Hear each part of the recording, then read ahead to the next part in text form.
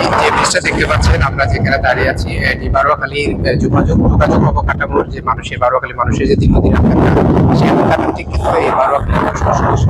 আমরা এখন পর্যন্ত সড়ক পথে যে কক্সবাজার যাই, সেক্ষেত্রে আমাদের 27 থেকে 30 কিলোমিটার বের করতে হয়, এমন সমাজে আমাদের 1 থেকে 1.5 ঘন্টা। তো এই সেতু যদি দ্রুত সময়ের মধ্যে যদি শেষ হয়, তাহলে আমরা সেটা 20 থেকে 30 মিনিটের মধ্যে আমরা যেতে পারবো। তাহলে এই যে যোগাযোগের ক্ষেত্রে এটি এটি বারোখালী মানুষ বলছে একটি মাইল ফলক। মাইল ফলক কেন?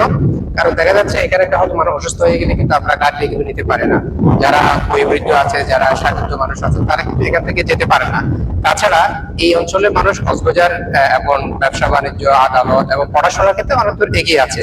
তাহলে তাদের জন্য এই ব্রিজটা একেবারে খুব বেশি দরকার হয়ে পড়ছে। তা আমরা এই যে ব্রিজটা, এটার কিন্তু আন্দোলন শুরু হয় 2006 থেকে কিন্তু কমিটি গঠন করা হয়েছে। 2010 সালে কিন্তু পত্রিকার কাভারেজ আছে, বিভিন্ন পত্রিকা আসছে, এখানে শাহ ভাইয়ের কন্ট্রিবিউশন আছে, সাবেক বিগত সরকারের স্থানীয় নেতৃবৃন্দ যারা ছিলেন, কামালউদ্দিন, তারও কন্ট্রিবিউশন এখানে আছে।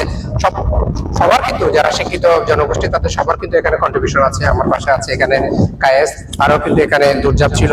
তা আমি যেটা বলছিলাম, এখানে এই যে 5ই আগস্টের যে অভ্যুত্থান, সেই অভ্যুত্থানের পরেই কিন্তু এই সেতুর গতিটা কিন্তু খুব বেশি বৃদ্ধি পায়। সেটা কিরকম?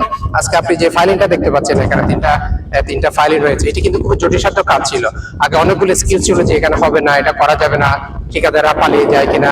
তো আমাদের যে প্রসেসটা, আমরা এক্সিয়ানের কাছে গিয়েছি, আমরা সরকার উপদেষ্টার কাছে চিঠি দিয়েছি। তো আমাদের প্রচেষ্টার কারণে এখানে আমাদের কোনো ব্যক্তি স্বার্থ নেই, আমরা মানুষের স্বার্থে, বারোয়াখালী মানুষের স্বার্থে, সবার স্বার্থে, দল মত আমরা নিরপেক্ষ হয়ে কিন্তু আমরা এই কাজটা করেছি। তা আমরা আশা করবো, আমরা সংশ্লিষ্ট কর্তৃপক্ষের কাছে আবেদন করবো এবছরের মধ্যে যেন সেতুটা মানুষের যোগাযোগের জন্য উন্মুক্ত করে দেওয়া হয়। ধন্যবাদ।